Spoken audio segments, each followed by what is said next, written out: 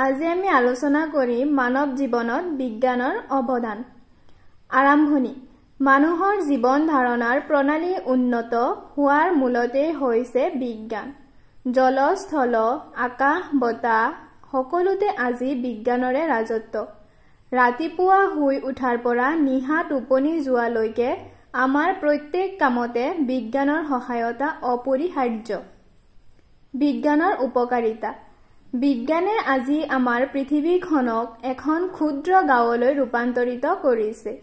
বিশ্বৰ যিকোনো প্ৰান্ততে ঘটা বাতৰি আমি মুহূৰ্ততে লাভ কৰিব পাৰো হ'ব ইয়াত।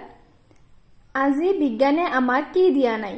চপাহাল, ৰেল ইঞ্জিন, মটৰ গাড়ী, ৰেডিঅ', টেলিভিছন, বিজুলী বাতি আদিৰ আৱিষ্কাৰে পৃথিৱীৰ এটা প্ৰান্তৰ পৰা আন এটা প্ৰান্তলৈ যাতায়াত যোগাযোগ সহজ হৈ পৰিছে আৰু ইয়াৰ বাবে কষ্ট স্বীকাৰ কৰিব লগা নহয়।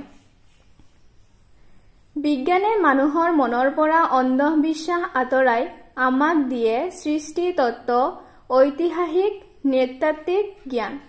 বিজ্ঞানে গ্ৰহ নক্ষত্ৰৰ সন্ধান দিছে। আজি মানুহে চন্দ্ৰত অৱতৰণ কৰিছে।